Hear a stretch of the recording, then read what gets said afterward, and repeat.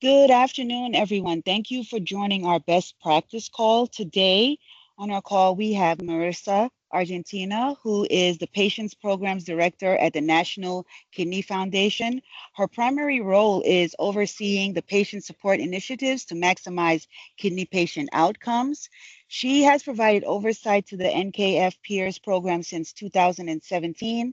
And prior to joining the National Kidney Foundation, Marissa worked as a dialysis center social worker in the Bronx. So round of applause for Marissa. Thanks so much for having me.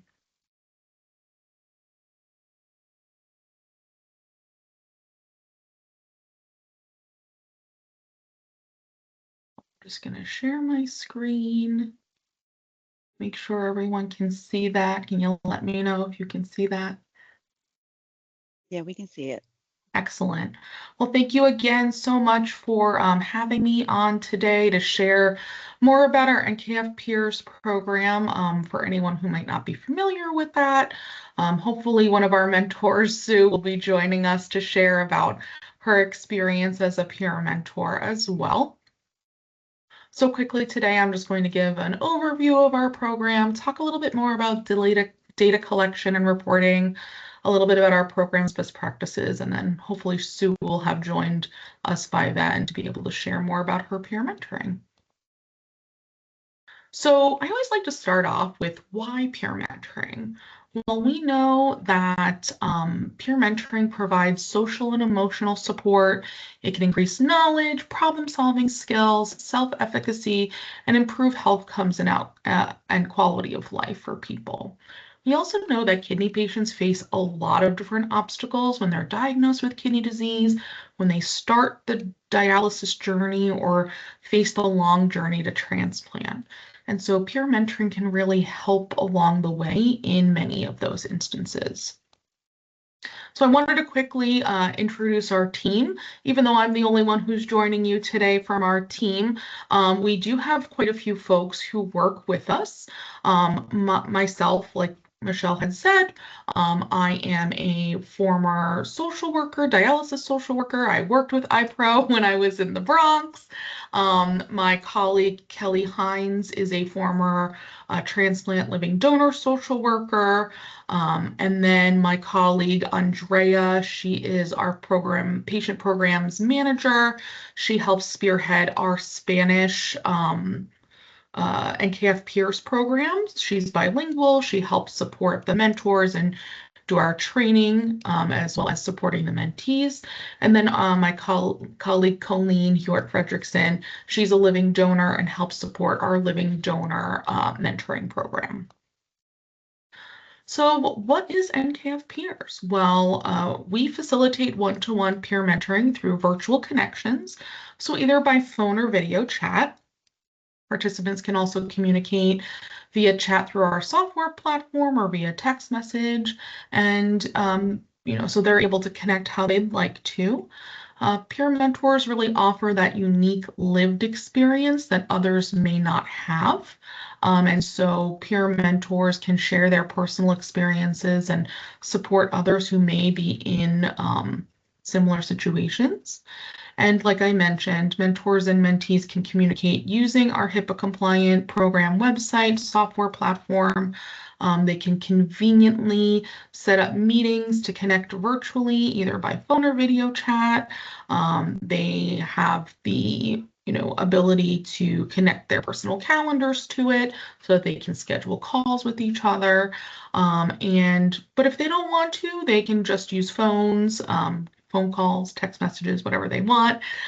We do require all of our mentors, the ones giving the support, to have access to the internet and use our software platform so we can do the matching. But mentees, they don't need to have the internet. They can just give us a call.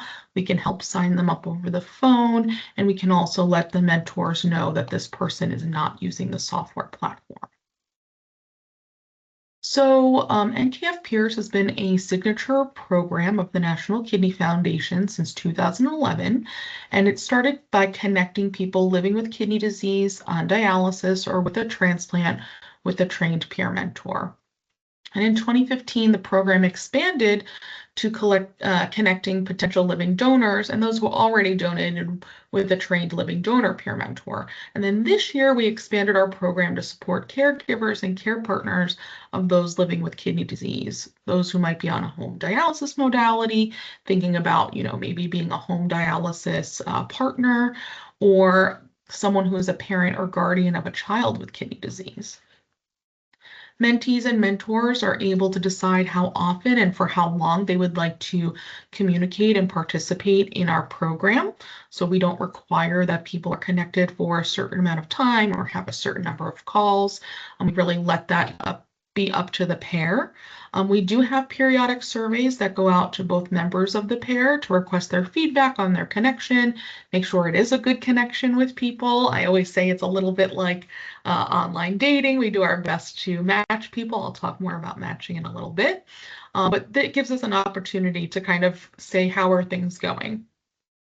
We also do a lot of training for our mentors, and I'll talk more about the mentor training in a bit, but they are trained to escalate any issues to program administrators that either they might not be comfortable talking about with their mentees, or they think that their mentee could really benefit from either, more information or additional resources. And we at NKF are able to kind of help provide some of that or provide some guidance. Sometimes we get on the phone with the mentees as well.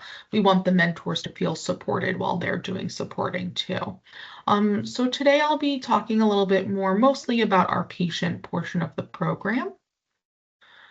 So we've identified some areas of needs when it comes for supporting kidney patients.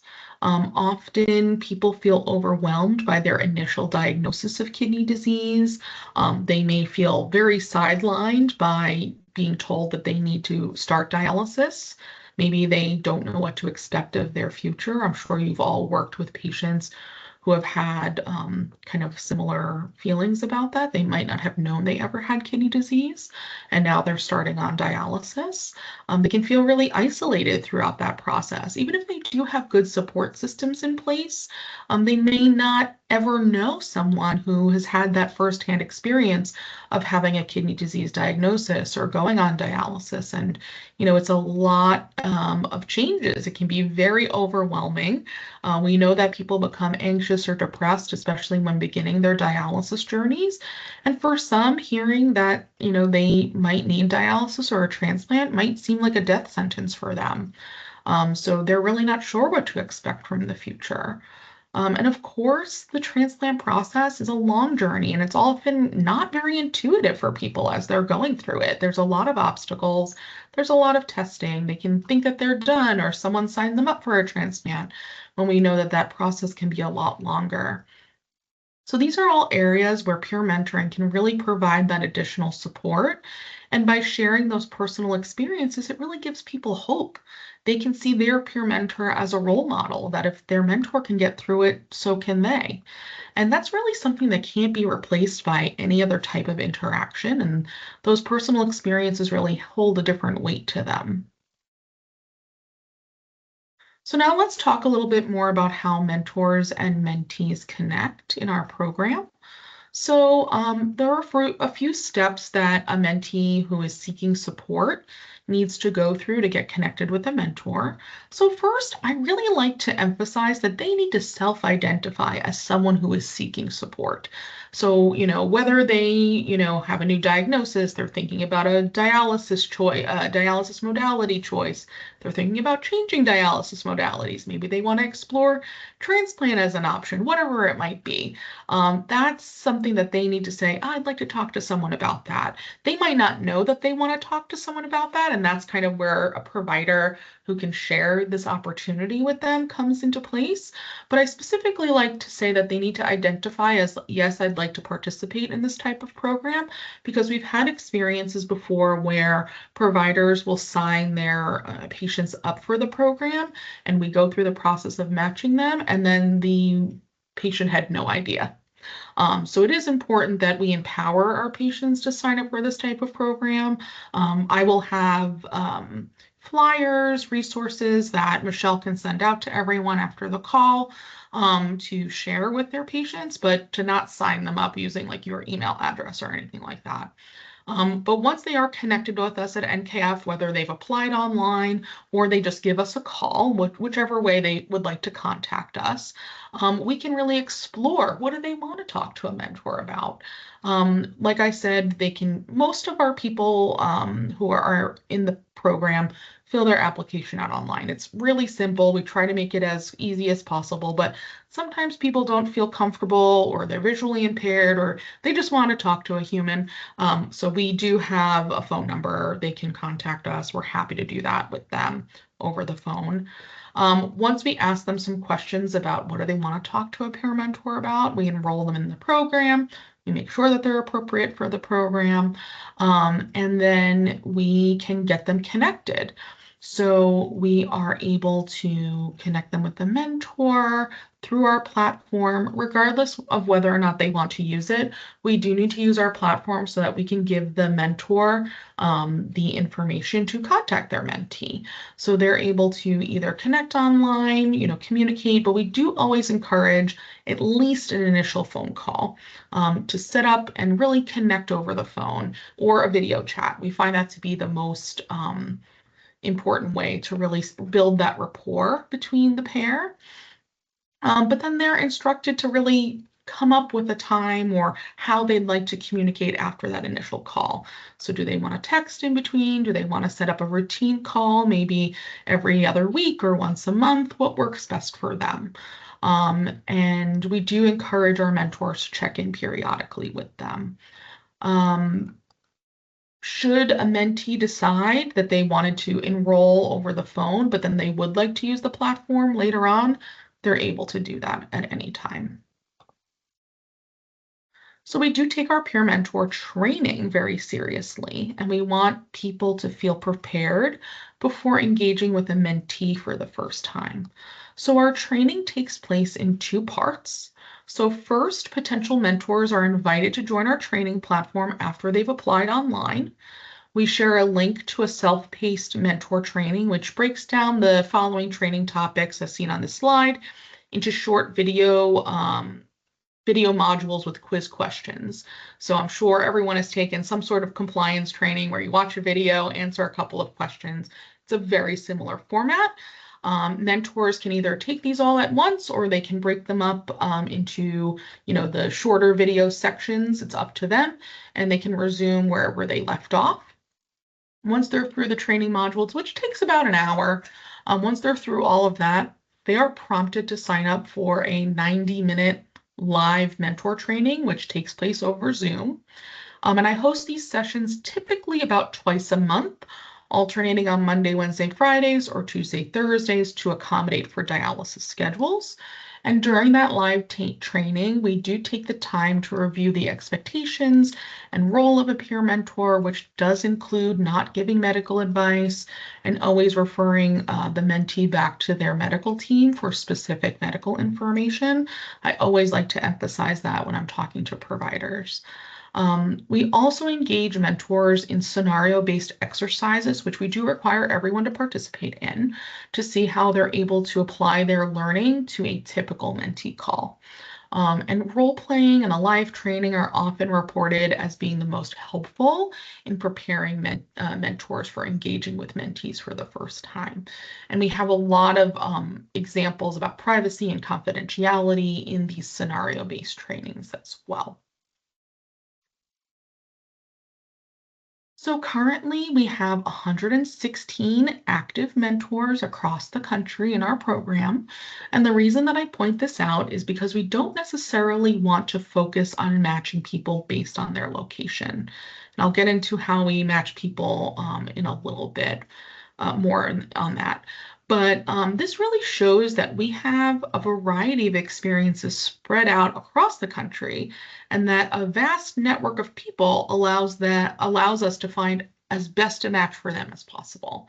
I've had many people ask me, how many mentees does a mentor have to have? And we really keep that up to the mentor. They can set their limits in their profile, or we can assist them with that.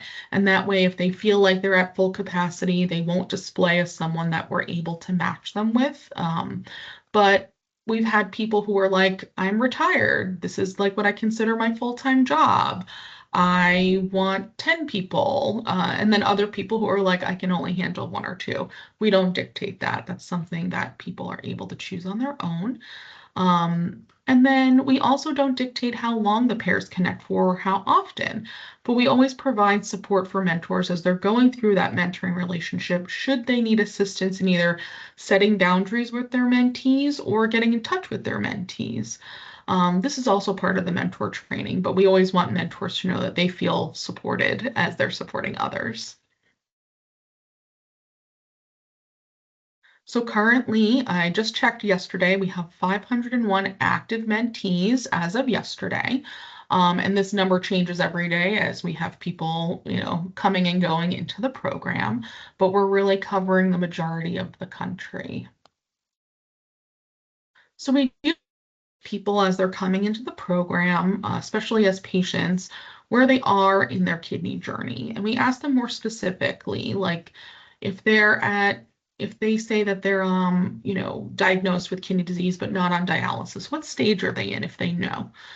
So about 48.5% of folks in our program are not yet on dialysis but have been diagnosed with kidney disease. So that's the majority of the people. They're really thinking about what are my treatment options? How do I learn about the different types of dialysis? I'm being told I need a transplant and they want to talk to someone.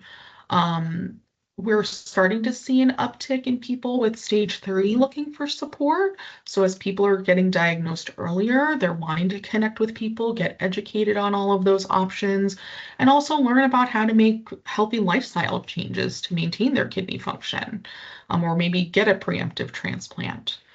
Oftentimes we hear that people have come from pre-dialysis education classes and are being told that they need to start on dialysis soon and might want to hear about getting a dialysis access. What's that surgery going to be like? Or, connecting with someone about a home modality and what's that really going to be like if they choose that. And then our next largest segment are those who are already on dialysis, and I'll break that down a little bit more in our next slide. And then our smallest group are those folks who are already transplanted, and either they're having a hard time adjusting to a new transplant with the medications and the side effects, or those folks whose transplant is failing and may need to think about getting back on the transplant list again or starting dialysis soon. So historically, when entering our program, mentees on dialysis have overwhelmingly been on in-center hemodialysis.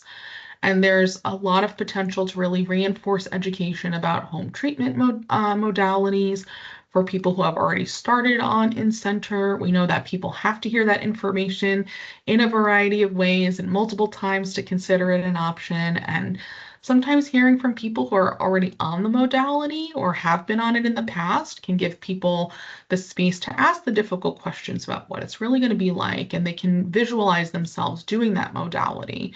And I know some mentors have almost given them a tour of here's what my setup is like, and they can start to really visualize themselves in participating in that modality once they talk to someone else.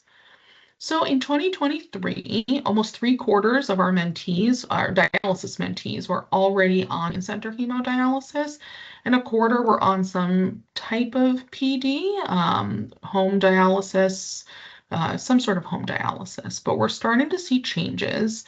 And last year, we really saw a drop in those in-center hemodialysis mentees, and we're really seeing a huge uptick in folks who are coming in at home dialysis. And we know that comes with unique challenges, and having supports for patients, between those clinic visits, as well as giving them the chance to ask others how they got through some of those challenges, can be really helpful in between those times, since we know they're not going in as often.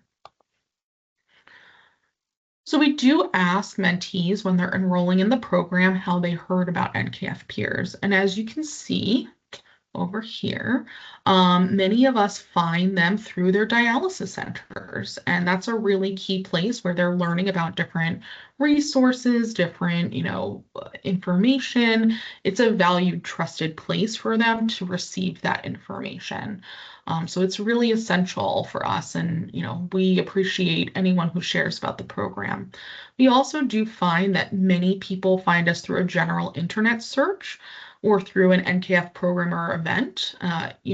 This data really shows us how important their healthcare team is to connecting them to those resources, as well as our local NKF offices in supporting programs that benefit their local communities. So if you're not involved in your local NKF office, I'm happy to help with that as well. And the other thing too is that we want to be able to cast a wide net. So even if you have folks who you think are doing really well and maybe they are not able to work anymore, and you think that sharing their stories with others could be really helpful to them and becoming a mentor, they might be able to connect with someone across the country and, find a benefit in sharing their story as well. So now I did talk a little bit about how we were going to match people. So I'll go into more specifics here.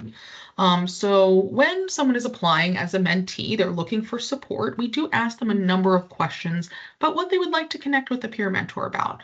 Like I said, whether that be a specific experience, meaning a type of dialysis modality, finding a living donor, getting on the transplant wait list, what is it that they want to know about?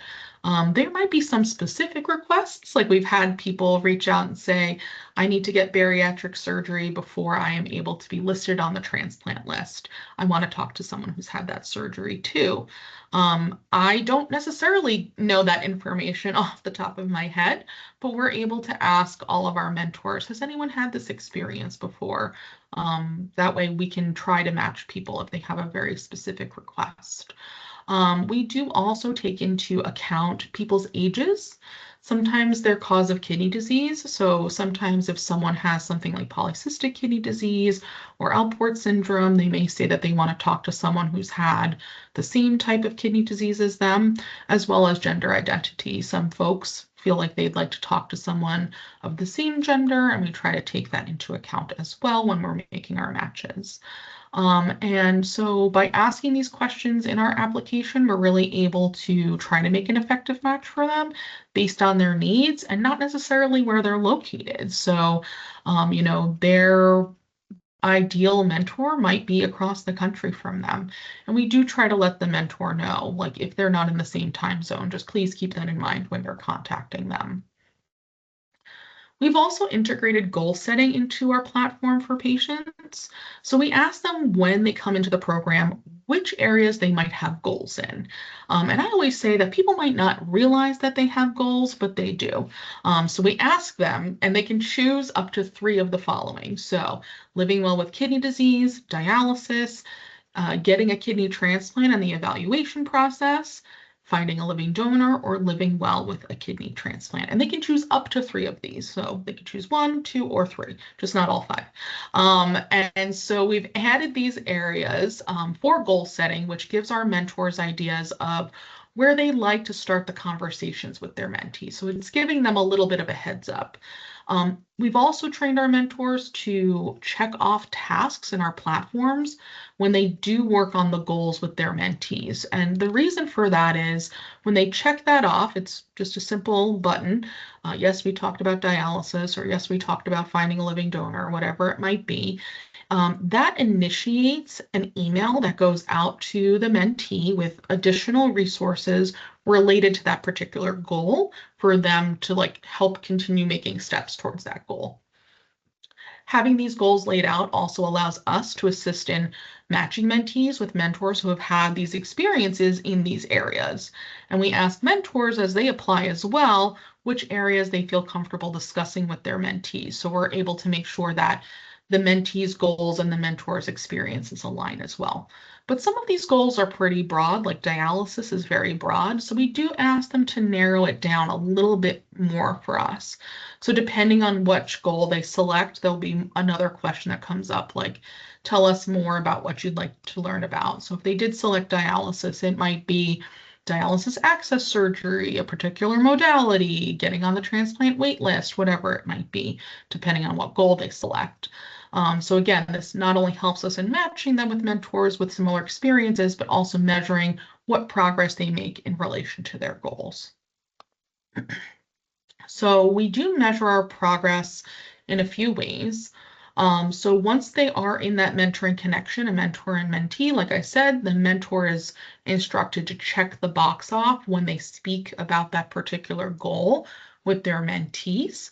And like I said, that automated email goes out. It gives them an opportunity to have additional resources to think about, oh, I could do this related to this goal. And then in about 2 weeks, a survey will go out to the mentee to ask, how have things been going related to your goal? And it's specific. And it asks them what steps they've taken, if they need any additional support, and we monitor that. So if they do need anything else, we're able to really check in with them, as well as, identifying, typical obstacles. That way we can try to help them in achieving their goals. So we do measure success in our program outside of just the goal setting. We also use a satisfaction survey and a validated tool called the patient activation measure. I think people are starting to become more familiar with this tool. It is not a tool that we created. It is a validated tool created by Insignia Health. It's used all across healthcare. It's a 13-question survey. We administer the survey when they enroll in the program, while they're in the program, and then when they're completed with the program. So people can, like I said, be in the program for as long as they'd like to be. Some people are in it for longer than others, so they may receive the PAM more periodically. Typically, it's on a quarterly basis from their enrollment, but also when they're done with the program, they'll receive an email with this as well. So for those of you who aren't familiar with the PAM survey, we are able to measure levels of activation in healthcare. And so it's 13 questions. Some of the questions are, I know what treatments are available for my health problems. I understand my health problems and what causes them. Questions like that. So someone who comes in at a level 1, they're really disengaged, overwhelmed, they lack confidence. They don't have goals or don't think that they have goals. They feel like their healthcare is happening to them. They're just really not involved in their own healthcare. And as people move along and their level of engagement improves, they can start to set more goals, but might feel like things are still out of their control. Moving up to level 3, they may have started to build those good self-management skills. They might feel like they're more involved in their health. And then someone who's at level 4, they really have good behaviors. They're really able to maintain a lot of their, improved, activation, but they could still struggle in times of stress or change, but they're still very good advocates for themselves. So folks in our program, as they're coming in, are typically coming in around a level 2. They have some healthcare knowledge, but are still struggling. They still largely consider that their healthcare is out of their control. And as they go through our program, after they're done, they're leaving at a level 3, which really shows an increase in their activation, that they are feeling like they're more a part of their own healthcare, they're more goal-oriented, they have better self-management skills. And we know from Insignia Health, who is the overseeing creator of this tool, that across healthcare, each point increase in these scores correlates to a 2% decrease in hospitalization and 2% increase in medication adherence. So really across healthcare, showing higher activation is better overall. And we also found that in our program, 77% of people who completed at least one follow-up survey either increased or stayed the same as their baseline score. So we have very solid, data as far as people coming in and actually completing the surveys as well. So we do also provide a satisfaction survey throughout the relationship, and really we see an overwhelmingly positive experience for those who do connect in our program. We're seeing that people find their mentor to be helpful, supportive, knowledgeable, and that they would recommend our program to other people who are in similar situations. And I'd like to point out this 67% of people reported making a change as far as a result of the program. So this was before we were able to integrate that goal setting into our program, since we just started that this year. So now, because we have the goal setting questions in there, we're really able to drill down further and find out more about what changes have they been able to make specifically related to each of those goals. So if their goal was related to dialysis, was their goal to choose a dialysis modality? What modality did they end up choosing? If it was to find a living donor, what steps did they take to find a living donor? So now we're really able to drill down more detailed. So hopefully if you hear from me again in the future, I'll have more specific data related to that. So I always like to put a little bit of patient feedback here in the presentation, because we get a lot of feedback from our mentees with experiences from their mentors. And I'll just leave this here so that you can all read them. But we know that peer mentoring can really make a significant impact on someone's life. We speak to a lot of people who don't know anyone else who has kidney disease, so to be able to connect with someone else who has had that experience can just be such a big help. And we know that people feel isolated. They feel like it's such a marathon to go through everything that has to do with kidney disease. So like this person said, having someone to be there for you, kind of refocus you, give you a gentle push when you need it is really helpful. And so I'm really privileged that I get to work with these wonderful folks. So I'm hoping that Sue has joined us. I don't know, Michelle, do we know if Sue joined the call? I'm not sure. Sue, are you here? Can you unmute and answer if you're here? Uh-oh. Let's see. I did not see her on, Marissa, just FYI. Okay. She said she can't get in, Michelle, that she emailed you. I am here. Oh, you are? Okay. Can you hear me now? Yes. Can everyone hear Sue? Yes, we can. Okay. Do you want me to stop sharing? So everyone, I don't know, Sue, if you have your camera on. I can't see. I don't know. I do have my camera on. Okay. I can stop sharing, Michelle. I don't know if you can make Sue kind of like the person that everyone can see. I think sometimes that helps. Hi, guys. Hold on a second. So I am a dialysis mentor, and I have been one for several years now. I not only work for the National Kidney Foundation, but I also work for my dialysis center called KCM, and that's Kidney Care Management. And so I am so excited to be here and to tell you a little bit about myself. I have been a dialysis patient for 29 years. I started out doing peritoneal. At that time, I was told I was gaining too much weight, and so they switched me to in-center in-center hemo. And then I got a transplant in 99, lost it unfortunately in 2001.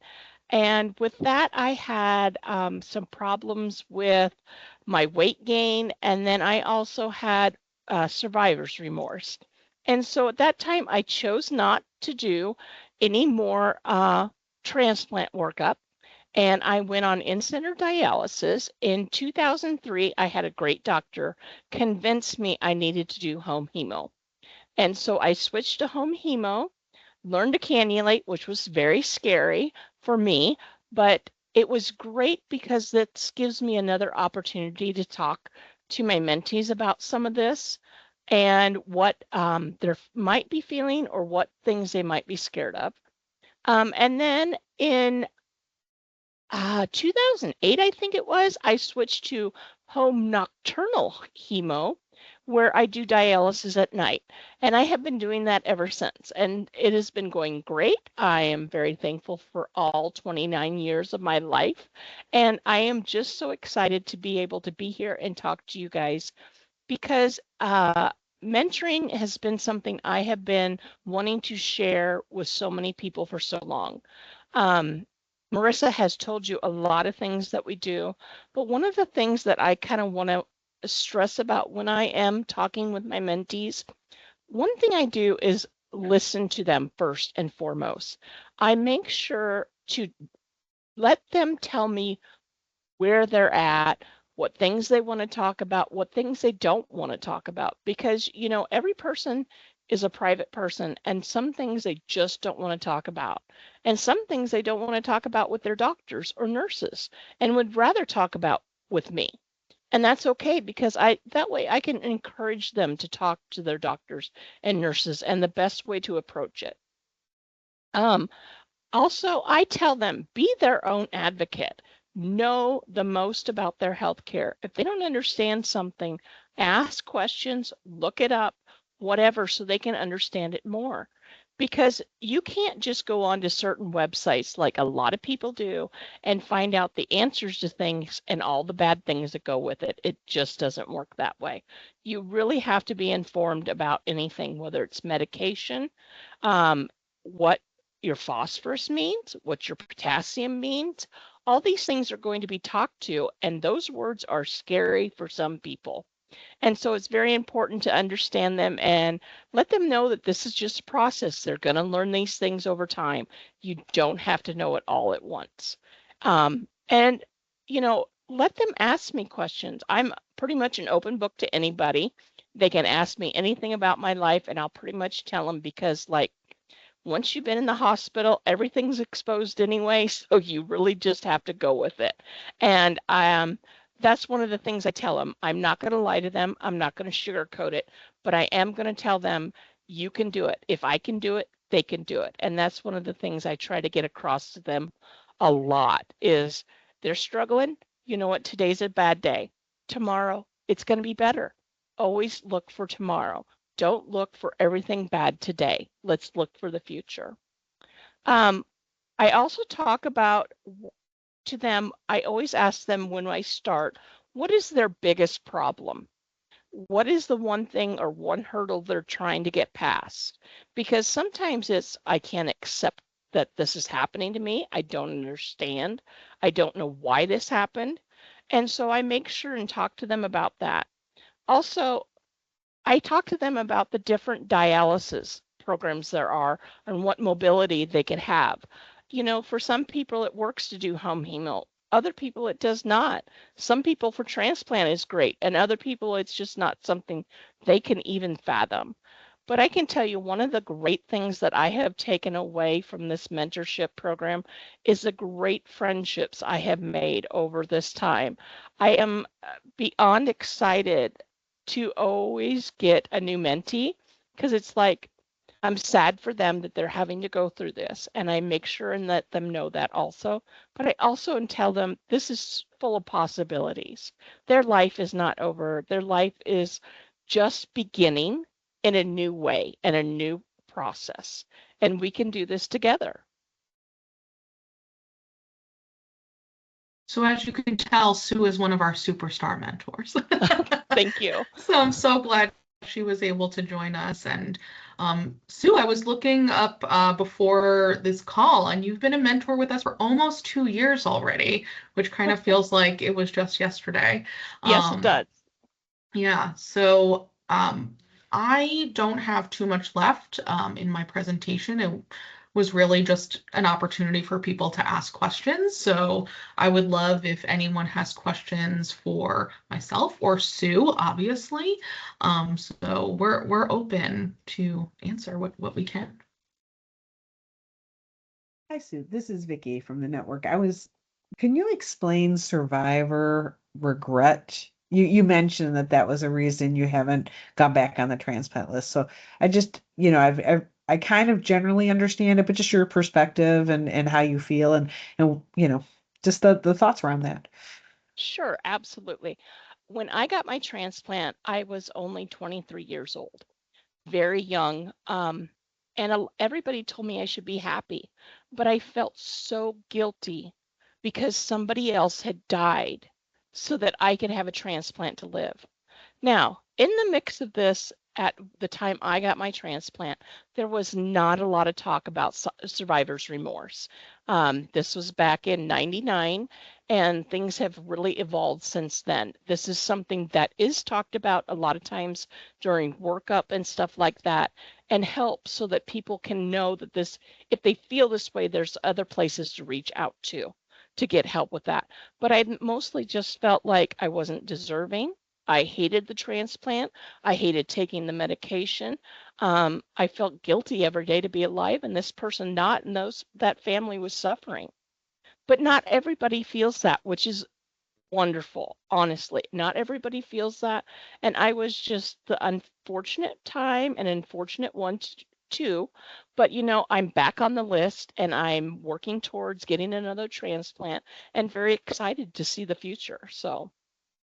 And just one follow-up from your personal perspective. One thing we've always noticed in transplant candidate numbers is less women come forward and less women nominate for transplant. And I'm just curious, and we hear a lot about like somebody better could use it.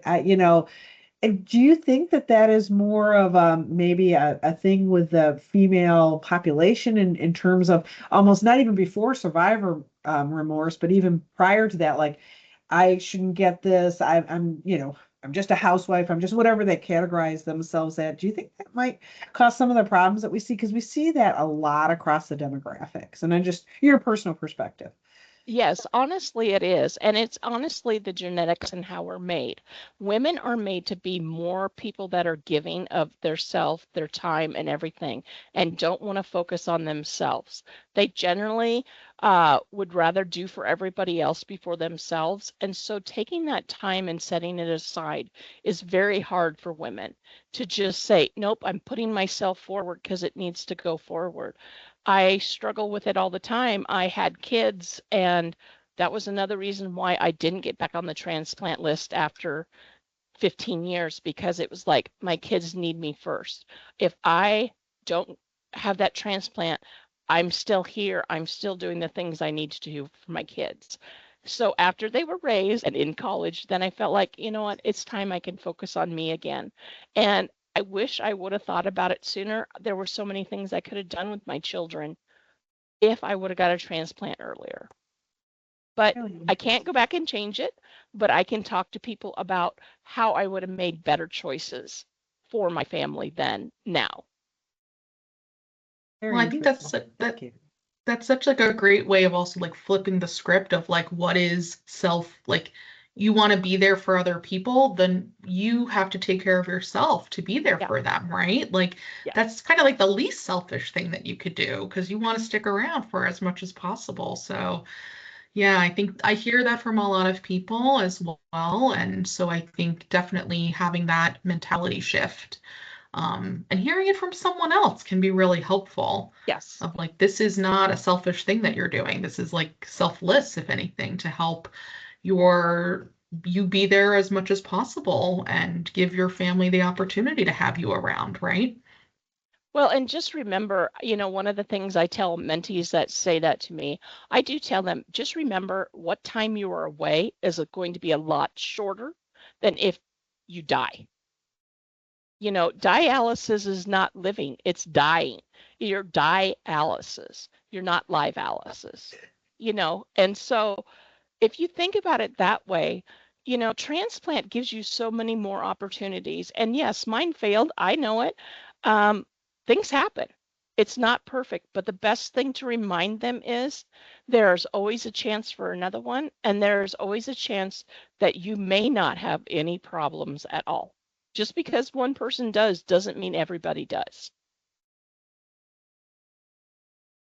Thank you so much. Yep.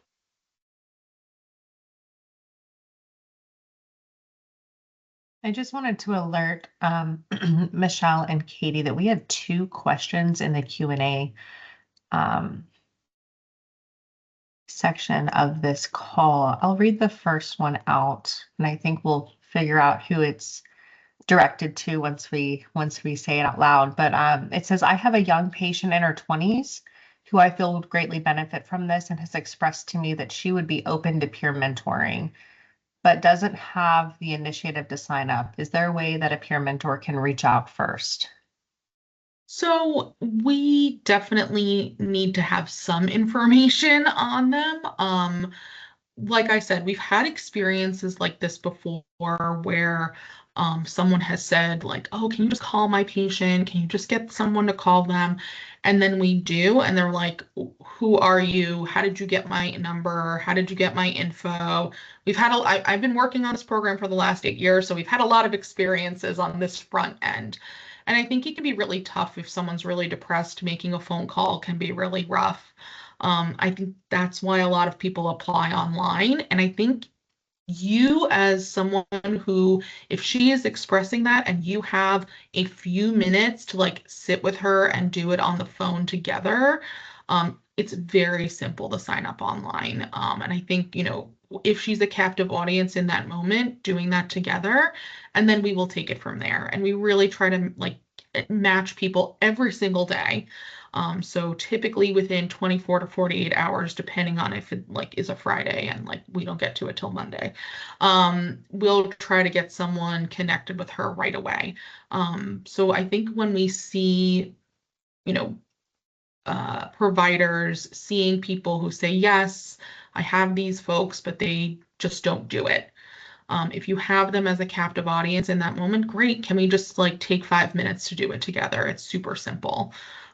We have on our flyers, our contact info, our website. We really try to make it as simple as possible. So we wouldn't really be able to have a mentor reach out just because we also don't have her info. So that's pretty basic. But once we have that general info, we're able to get someone connected as soon as possible. I hope that answers that question. I Yeah, will add to that, Marissa, that I know like at our facility, our social worker will sit down and walk you through it of how to do it, because of the matter of the fact that some people are not internet savvy. They don't do a lot of things on the internet. And I have people that don't even work with the app. Some of the mentees don't, because for them it's too much. And so I just literally tell them, don't worry about it. We don't have to use the app. I'm very much capable. I have your phone number. We will work this way. Absolutely. And I think that's a great point. And I'm just going to share also, like, we have our phone number, and we have that on purpose because we know that people are not always tech savvy. They're not always wanting to use the internet. Sometimes they just want to talk to a human being. So like we can sign them up on the phone. I think maybe for someone in their 20s, also they might feel more comfortable using the internet than talking on the phone. That's been my experience with some younger folks. So I think, having multiple points of entry to try to really address whatever that person's needs are is really beneficial. But yeah, to your point, Sue, we don't force anyone to use the, app or the website or whatever. And we try to instruct the mentors like, hey, this person signed up on the phone. Like, can you just give them a call? So that way, if, that's the easiest point of entry kind of thing.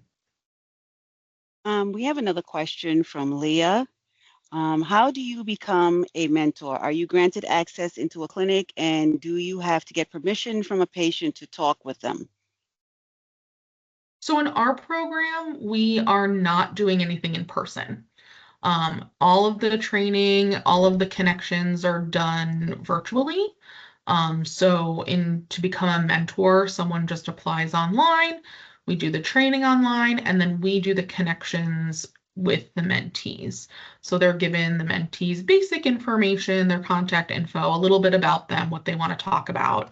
And that's how that happens. Now, I know some clinics will have their own peer mentoring programs, or maybe Sue, you can talk more about your experience working with your clinic, and that might be something that runs a little bit differently outside of our program. Yes, with our program, I am actually talked to in person by the person in charge, and they ask me if I still have time to mentor, 1, and 2, if I am accepting new mentees. And 9 times out of 10, I am. But there has been times I've said no. But the one thing is they usually have to sign a release form with their center to give me their contact information so that all legal rights are preserved and everything, so that there's no problems there. So there may be other peer mentoring programs that are operating differently. So similarly, when someone enrolls in our program, they are agreeing in our terms and conditions to be contacted by their peer mentor. So thank you for pointing that out, Sue. And another thing is, she asked about becoming a mentor. Yes. On the National Kidney Foundation website, there is also a spot there to sign up to become a mentor. And that's how I actually did this. And I actually went through some training with them. And afterwards, then we do a in-person face-to-face and talking about how I would talk to the mentor, things that maybe I could do differently and stuff like that to help them, so that you're not just going in this alone, you're actually doing it with training. Yes, and I talked a little bit about the training in the presentation, but the sign up actually is the sign up, whether someone wants to become a mentee or a mentor, is the same place actually. So they can just go to our website, they can sign up. There's a giant join now button. And then when they select the role, there's a description of each role. So it'll ask different questions based on if you choose a mentor or mentee role. And it's not like a certification. So we're not certifying people that then they can just go out and mentor wherever they want. It's done through our program. So just also heads up about that. Marissa, I have a question. Is this only for dialysis patients, or can family members who may need someone to talk to because, they have a dialysis patient as a family member, can they also call and get someone to talk to? Yes, so we have just opened up our program this year to care partners of people with kidney disease. So certainly if they are caring for someone on any dialysis modality, we talk a lot about home dialysis modalities, but honestly, even in center, sometimes the care partner is really the one doing a lot of the shopping, learning what new foods are going to be entering the household, or what is their diet like. They're taking on a lot of those responsibilities. So certainly we want to be able to support those individuals as well. Okay, thank you. No problem. Are there any other questions? Feel free to unmute if you have a question, if you don't want to write it in the Q&A chat.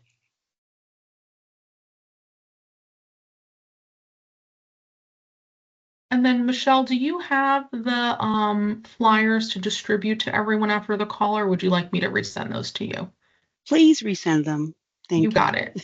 Yeah, so what I'll send it to Michelle. If you're okay distributing it to everyone on the call, that would be a great help for me. We have a couple of flyers.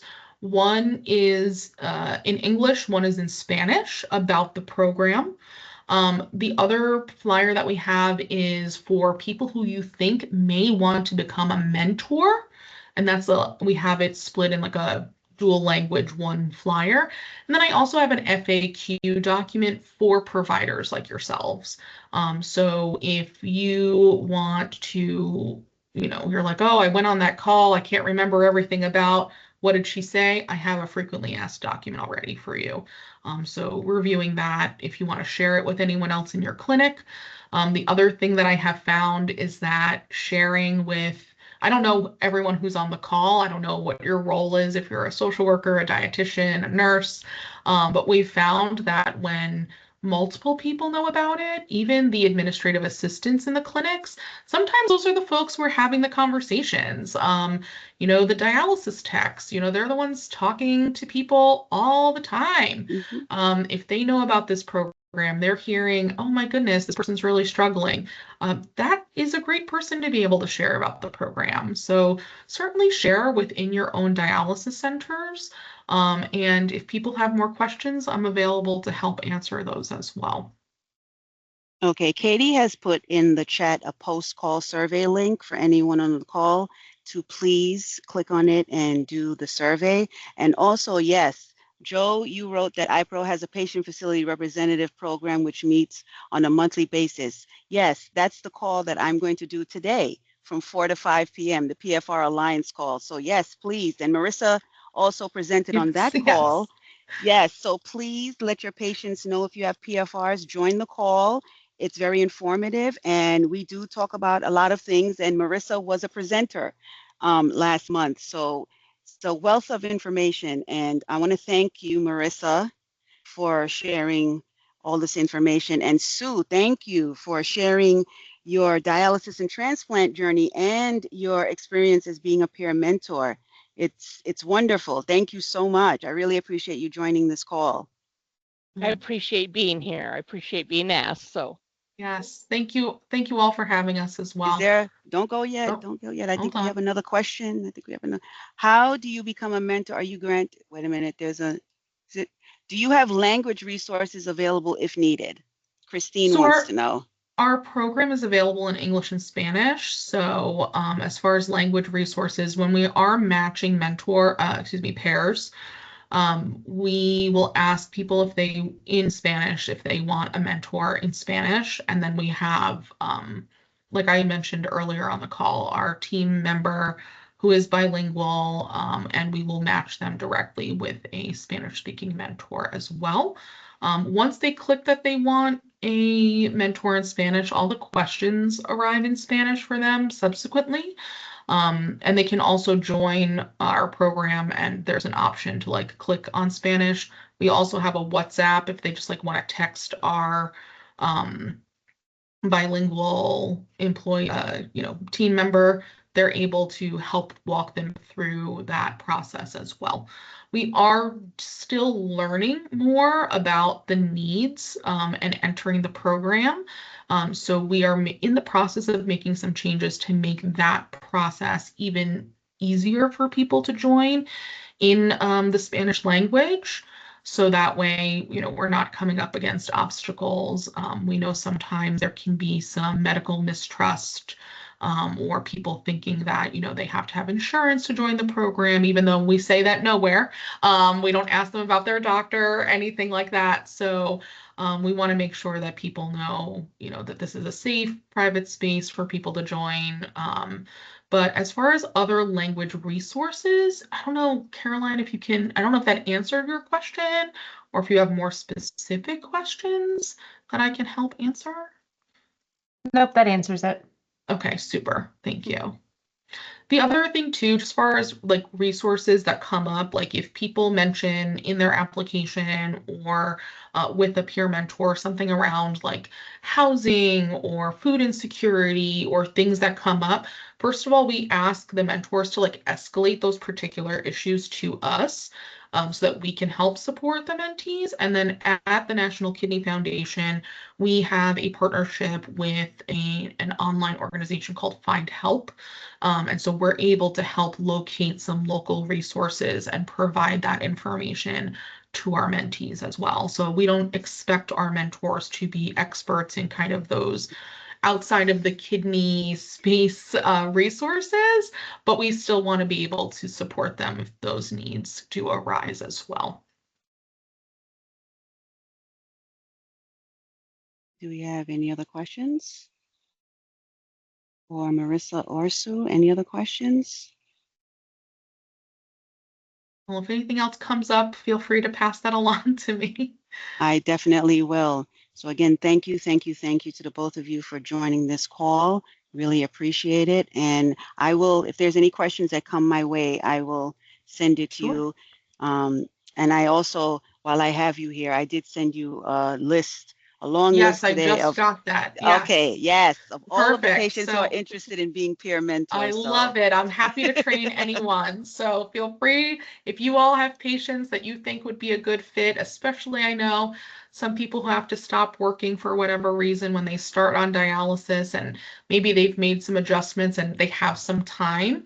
I think that's a great way to really feel like, oh, my time, my experience is making a difference in someone else's life too. I don't know if you feel that way, Sue. I do. Actually, I feel a sense of kind of healing I don't know, that sounds kind of weird, but it really did. When I started mentoring, it brought up a lot of old memories and old things that had come up in the past that, you think you deal with. But it was good to revisit some of those. And some people had brought up questions that I thought, oh, well, that never bothered me. And it kind of did now. But it made me so that I could talk to more people about my problem. And then it brought healing to me also, because I knew, at all those struggles I went through without any mentor group, there wasn't one when I started, that now I felt like I had a great group that I could talk to and be healed by them too. Yeah. I have a question for you, Sue. Do you ever speak to someone who may be interested in getting a transplant, but they're leery, and you kind of say, well, I had one, so Yeah. you would be able to have, yes, I think that's a great thing, because sometimes patients are afraid to Yes. go through the whole transplant process. Um, there are so many people that I've talked to about so many different things, and this is one of the things that I feel is very necessary in the kidney community, is having people that have gone through this talk not only to doctors and nurses about their experience, but also to patients, because there are so many patients out there that are scared to ask questions, are scared to put themselves out there. And I am one of those, like I said, I've been through it all. It doesn't matter to me. You want to know, I'll tell you my story, but I also will remind you what happened with me is not necessarily everybody else's journey. And that's the good thing, because how wonderful that somebody else can live their life with a transplant. I get so excited still to this day when somebody tells me that they got a transplant. It's great. Okay, that's great. Well, I don't think we have any more questions for you guys. Again, I want to thank you for participating in this call. And Marissa, you and I are going to be best friends. Well, I'm glad to work together, happy to partner. And again, if anyone else has questions or, anything else that comes up, always happy to try and help get folks involved in either a mentor or mentee capacity. And thank you again, Sue, for taking the time to chat with everyone today. Yes, and honestly, if anybody needs any other help, I also work with the End-Stage Renal Disease Network in my area to try to help start mentoring programs also at different centers. So, if you need something, Michelle, feel free to ask them, just contact number or whatever. I am free to talk to anybody about these things, because to me it's very important. I may have to have you on one of my PFR calls. That is Ah, absolutely fine. I'm more than welcome to help out in whatever way, because I think this okay. is a necessary thing. Yes, it is. And thank you so much. Yep. Thank you all. If that's it, thank you. And everyone, Yep. please fill out the survey, and Marissa will be talking again. And thank you everyone for joining the call. And hopefully we will be sending a lot of patients to you for to be a peer mentor or to Sounds actually great. be a mentee. Yeah, Whichever so one. either way, sounds great to me. Thank you. Thanks again, everyone. Take All right. care. Take care. Bye. Bye-bye. Bye-bye.